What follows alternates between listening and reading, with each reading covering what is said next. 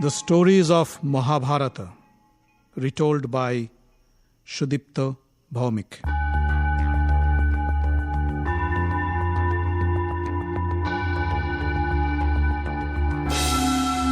Welcome, dear friends, to another episode of the stories of Mahabharata. In the last episode, we heard how the Pandavas disguised themselves and went into hiding in King Virat's place as his servants.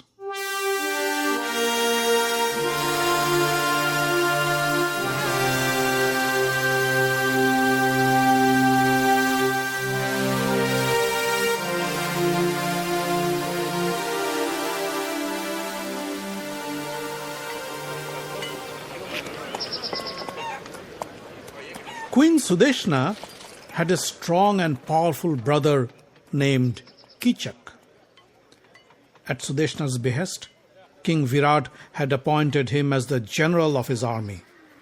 With the army by his side, Keechak exercised significant power and influence in the running of the kingdom. Virat could hardly control him. One day, Keechak came to visit his sister Sudeshna.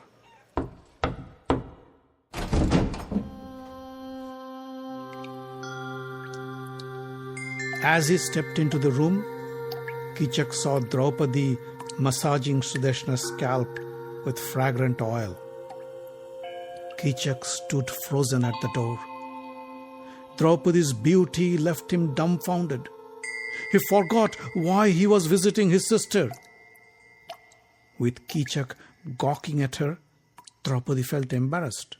She excused herself and left the room. Keechak's lustful eyes followed her. Sudeshna noticed her brother's awkward behavior. She asked, "You seem to like my maid Sairindri." Keechak turned back and said, "Liked? I am in love, sister. Who is she? Where is she from? I want to make her my queen." Keechak stormed out of the room to look for Draupadi. Draupadi was waiting outside the room for Keechak to leave. Keechak was glad to find her there. With a large grin on his face, Keechak said, "My darling, you are wasting your beauty here in Sudeshna's quarters. Come with me. I will get rid of my wives and make you my queen." Draupadi looked down and said, "Please, leave me alone. I am a maid from an inferior caste. Besides, I am married, and if my Gandharva husbands know of your indecent proposal, they'd kill you." Draupadi left without giving Keechak any time to respond. Rejected by Draupadi, the frustrated general went back to Sudeshna and said, "My dear sister, you must do something. I cannot live without Sairindri. By hook or by crook, make her come to me." Sudeshna thought for a while. Draupadi's beauty always made her uneasy, and she feared that someday her husband Virat might fall for her. If Keechak could entice Sairindri and marry her, then she wouldn't have anything to worry about. She looked at Keechak and said, "I have a plan. You invite me to a feast at your place. Prepare delicious meals and arrange for exotic wines. I will feign sickness and ask Sairindri to go to your house and fetch some food and wine. And when she arrives, you can seduce her with your charm." Keechak agreed. Few days later, Keechak invited Sudeshna to a grand feast at his place. Sudeshna called Draupadi and said, "Sairindri, my brother has invited me to dinner at his place. He has brought some of my favorite drinks, but I don't feel too well. Would you please go to Keechak's house and bring some food and drink for me?" Draupadi was reluctant. She said, "My lady, please don't ask me to go to Keechak's house. He is a brute and he lusts for me. If I go, he'd force himself on me. You have many maids. Send one of them to fetch your food and drink. Spare me." Sudeshna held Draupadi's hand and said, Don't worry, my dear. Keechak won't dare harm someone whom I send. Go and get my drink. I am dying of thirst. Draupadi couldn't stall her any further. With a golden flask in hand, she proceeded towards Keechak's house.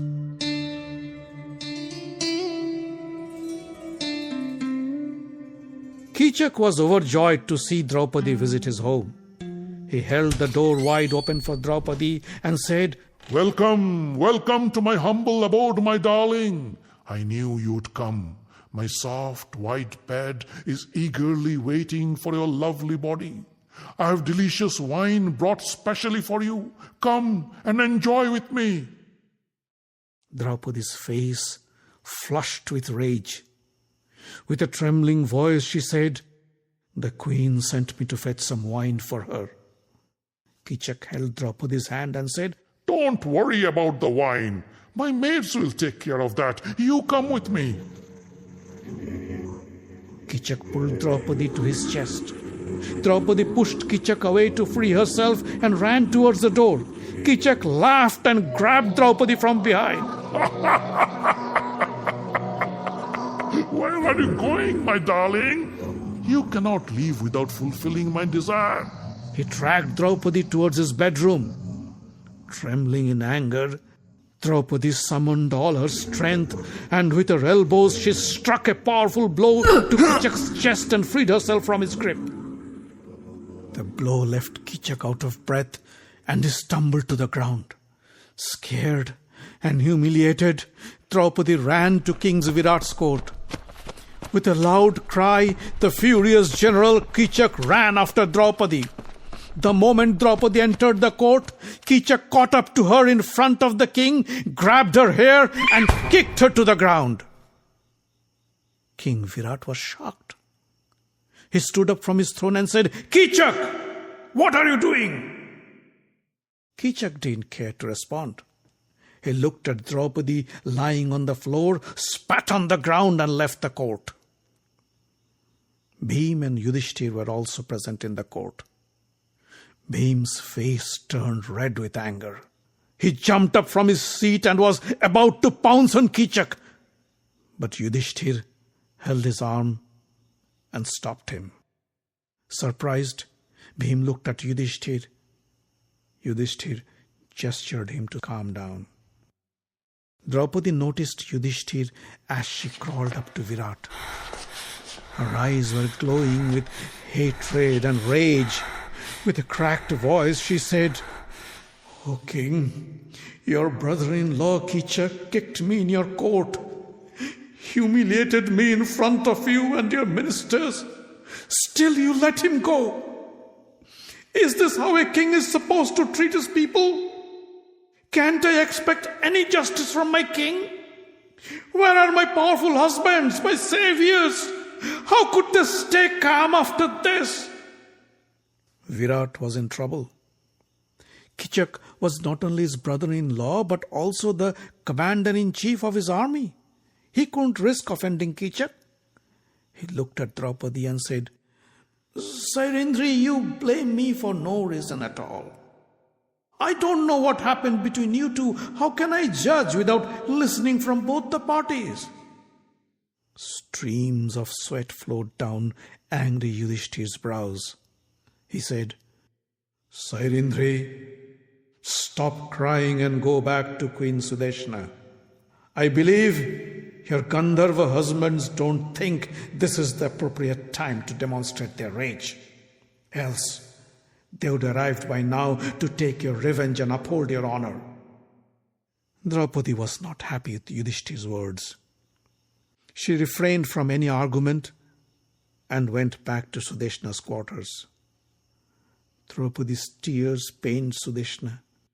She held Draupadi's hand and said, Sairendri, it was for me you went to Keechak's house. If you so desire, I will have Keechak executed for insulting you.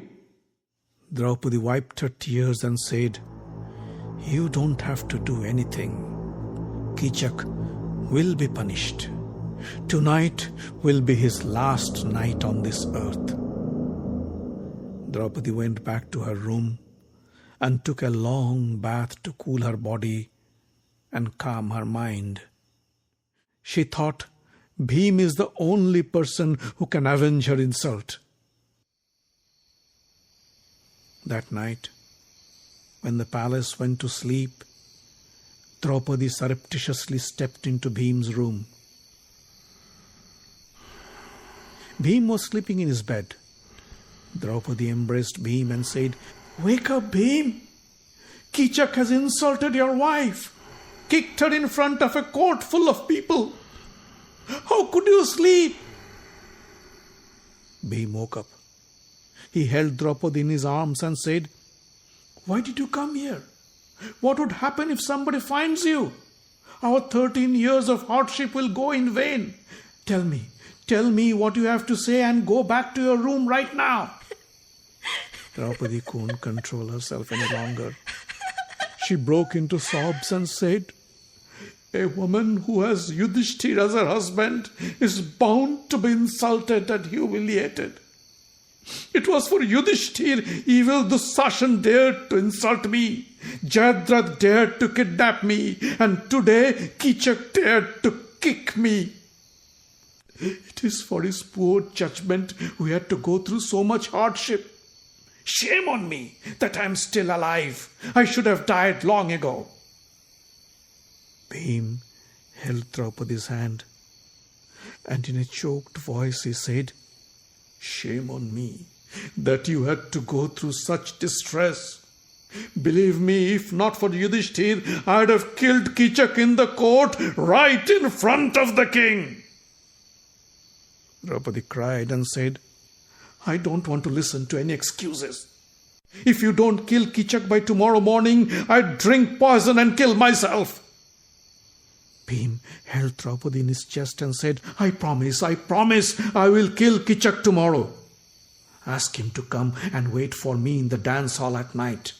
There is a nice bed in the room. He will meet his death right on that bed."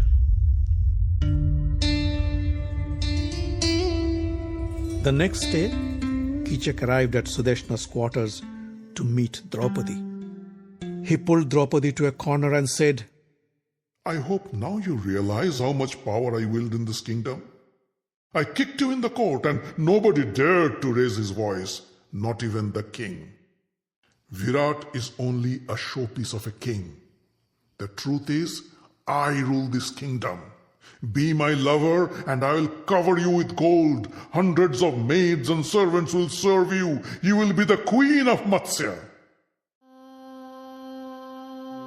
Draupadi looked around to check if anybody was listening.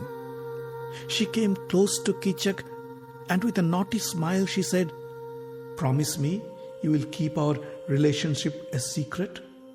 Promise you won't tell anybody, not even your friends or your siblings, about our love. I am afraid of my Gandharva husbands if they come to know." Keechak was ecstatic to hear this. He held Draupadi's hands and said, "Don't worry, nobody will know." A smile flashed on Draupadi's lips. She said, "Come to the dance hall tonight. There is a beautiful bed in the room. I'll wait for you there." Draupadi didn't wait a moment. She picked up the flowers and oils for Sudeshna and disappeared from Keechak's view, leaving him giddy with joy. That evening, when darkness covered the Matsya kingdom and torches lit up the palace corridors, Keechak walked towards the dance hall. He dressed himself in gorgeous clothes and jewelry, splashed the most exotic perfumes on his muscular body. Lotus garland surrounded his neck. As he stepped into the dance hall, he could see in the faint light a body lying under the covers in the bed in one corner of the room. "Tonight my dream will come true. My love, my Sairindri is waiting for me in the bed." He shut the door behind him and tiptoed to the bed. Trembling with excitement, he sat on the bed, gently touched the reclining body and said, "Darling, I'm here. Look at me. Women say they have never seen a more handsome man. Get up and give me an embrace. A voice from under the cover said, I'm lucky to meet a self-proclaimed handsome man like you. Your touch gives me the shivers. The next instant, the covers blew away and Bheem sat up on the bed, laughing like a madman. With 2 strong arms, he held Keechak and said, Now you will get to feel my touch. Bheem lifted him up and thrashed him on the marble floor. You evil man, how dare you lay your eyes on Sairindri? I will kill you!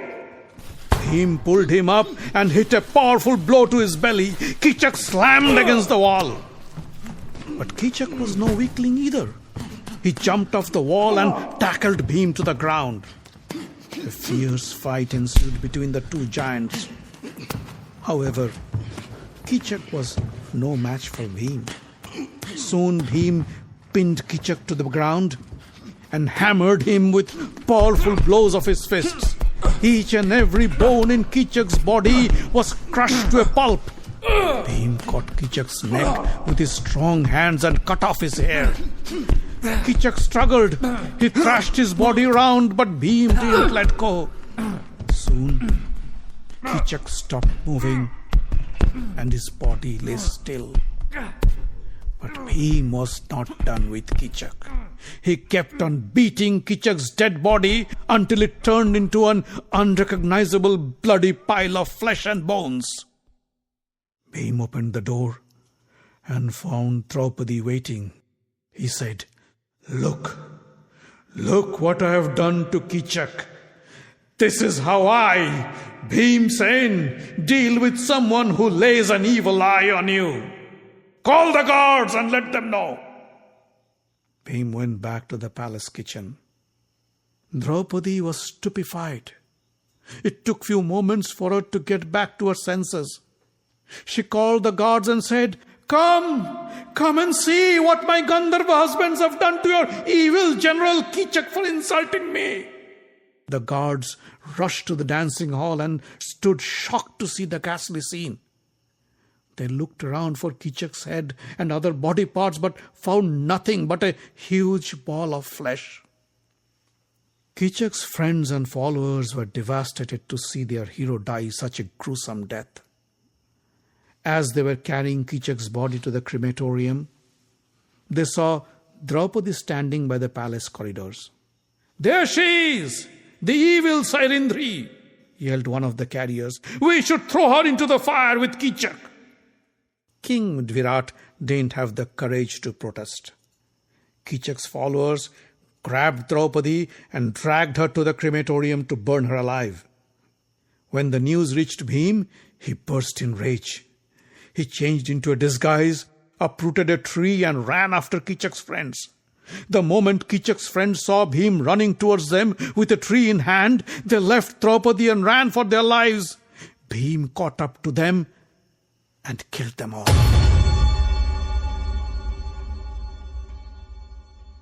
The gruesome death of Keechak and his friends frightened King Virat and his ministers. Virat called Sudeshna and said, Ask Sairindri to leave my kingdom.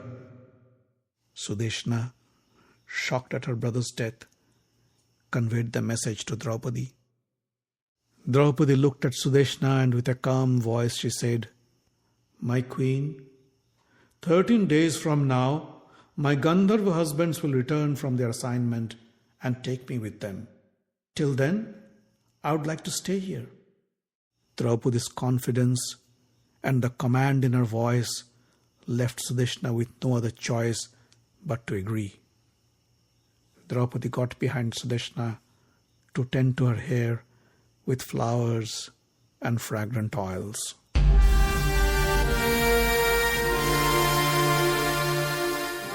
The Stories of Mahabharata is written, directed and told by Sudipta Bhawmik. Audio engineering, original music and sound design by Avi Ziv. Find us online at facebook.com/Mahabharata podcast. Join the group for updates and news. Subscribe to the podcast using iTunes or any other podcast catcher. On Twitter, we are at Mahabharat Audio. The podcast is distributed under the Creative Commons non-commercial license.